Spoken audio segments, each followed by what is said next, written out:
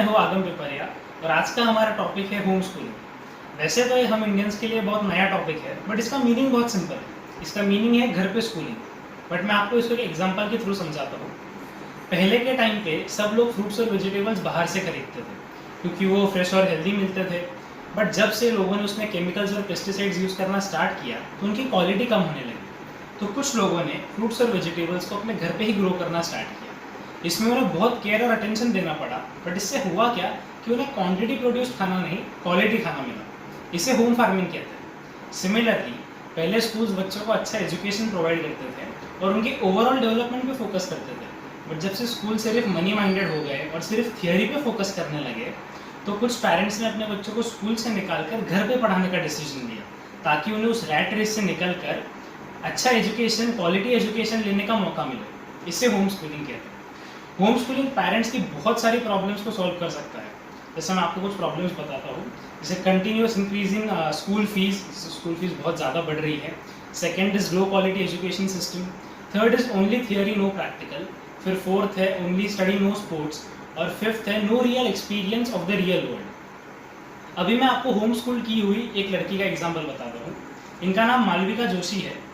मालविका की मम्मी सुप्रिया जोशी ने ये डिसीजन लिया कि उन्हें मालविका के लिए होम स्कूलिंग करना है जब मालविका 7th स्टैंडर्ड में थी। मालविका पढ़ाई में बहुत अच्छी थी, बट वो स्कूल जाके कुछ नया नहीं सीख रही थी। इसलिए उनकी मम्मी को लगा कि उनके बच्चे पढ़े लिखे होने से ज़्यादा खुश होने चाहिए। मालविका ने 17 साल की उम्र में ही बहुत सारे ओलंपियाड एग्जाम्स क्रैक कर लिए थे और वो एकेडमिकली बहुत स्मार्ट थी।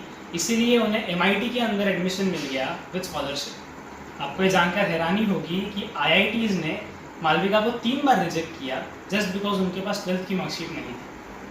And this is the reason MIT stole her with scholarship. See, आपको ये जानकर अभी मालूम पड़ गया होगा कि हमारे कंट्री के अंदर टैलेंट की कदर ही नहीं है। मैं आपको अभी मेरे खुद की फैमिली से एक एग्जाम्पल बताना चाहता हूँ। हमने मेरे छोटे भाई के लिए होम स्कूलिंग ऑप्ट किया जब वो 7th स्टैंडर्ड में था, which was before the first lockdown started. जब हमने ये डिसीजन लिया तो एवरीबडी वॉज सरप्राइज और सबने यही पूछा कि क्यों पढ़ाई छोड़ दी। And we were like, school छोड़ी है, पढ़ाई नहीं। एवरीबडी वॉज मोर शॉक क्योंकि मेरा भाई हमेशा से टॉप 5 में ही आता था। बट उसका टॉप 5 में आने का रीज़न ये नहीं था कि उसे पढ़ाई बहुत अच्छी लगती थी। उसका रीज़न था मम्मी का उसे कंटिन्यू लेकर बैठना पढ़ने के लिए। बट वो स्कूल की पढ़ाई से ना खुश नहीं था और ऐसा हो रहा था कि बस पढ़ाई के पीछे सब लोग घुट रहे थे।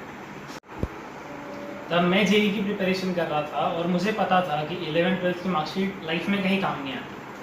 पिछले साल अगर वो स्कूलिंग करता तो 8th स्टैंडर्ड में रहता, तभी उसने 8th और 9th के important topics of maths, physics, science और बायोलॉजी कंप्लीट कर लिए थे। बट ये तो बहुत लोग कर लेते हैं, इसमें अलग क्या है, मैं आपको बताता हूँ। उसने बेसिक्स ऑफ अकाउंटिंग भी सीख लिया था।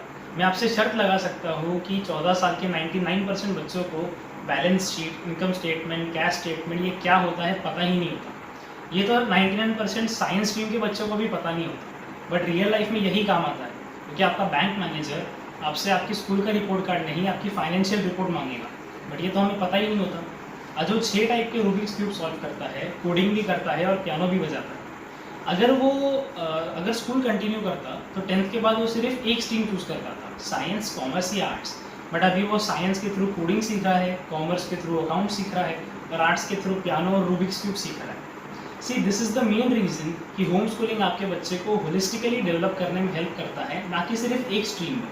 क्योंकि लाइफ लीनियर नहीं है, हमें हर चीज़ के लिए रेडी होना ज़रूरी है।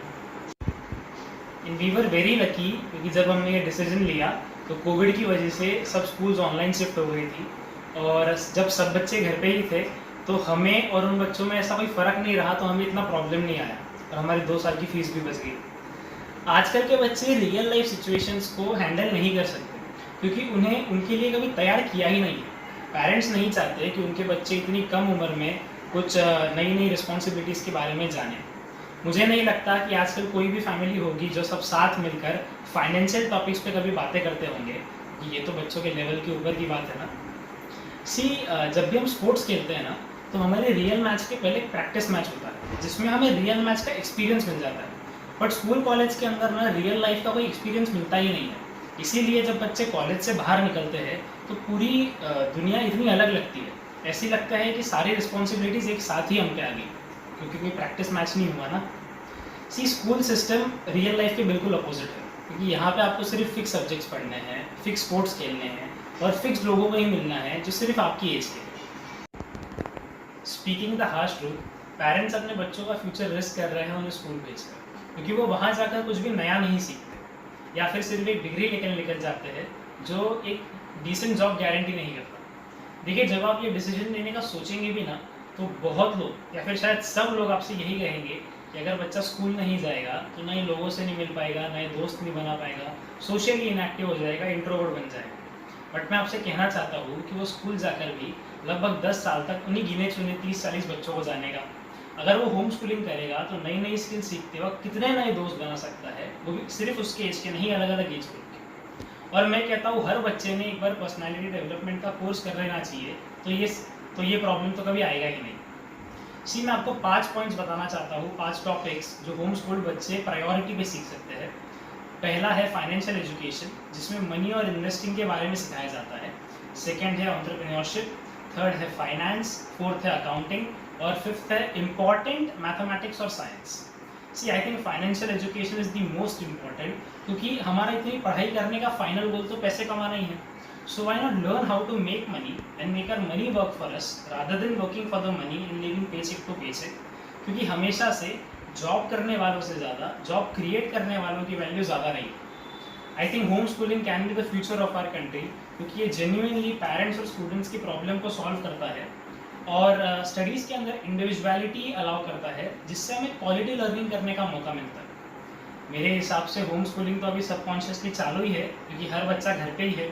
बट मैं चाहता हूँ कि हर पेरेंट एक ना एक बार अपने बच्चों के साथ होम स्कूलिंग प्रॉपरली ट्राई करके देखे, और मैं आपको गारंटी देता हूँ कि आपके लर्निंग का सिर्फ एक्सपीरियंस एनहांस ही करेगा। कुछ चीज़ें जो पेरेंट्स अपने बच्चों के साथ कर सकते हैं, उसमें फर्स्ट है कि अपार्ट फ्रॉम स्कूल स्टडीज़ उन्हें अलग अलग टॉपिक्स के बारे में कुछ बेसिक चीज़ें बताइए, जैसे अकाउंट्स हो गया, म्यूज़िक हो गया, कोडिंग हो गया। क्योंकि जब तक वो सब कुछ ट्राई ही नहीं करेंगे, उन्हें पता ही नहीं चलेगा कि वो कौन सी चीज़ में अच्छे हैं और एक पैशनेट करियर चूज़ नहीं कर पाएंगे। सेकेंड, आपके बच्चों के साथ बिजनेस और मोनोपोली जैसे गेम्स खेलिए, जिससे उनका फाइनेंशियल एजुकेशन के अंदर इंटरेस्ट डेवलप हो। और थर्ड, आप उन्हें उनके रिस्पॉन्सिबिलिटीज़ के बारे में थोड़ा थोड़ा बताइए, ताकि वो ग्रेजुअली उनके लिए प्रिपेयर कर सकें। आई होप आपको ये वीडियो अच्छा लगा होगा। ये वीडियो को लाइक कीजिए, ज़्यादा से ज़्यादा शेयर कीजिए और मेरे चैनल को सब्सक्राइब कीजिए। और see you in my next video. Thank you very much. सारी उम्र हम मर मर के जी लिए, एक पल तो अब हमें जीने दो, जीने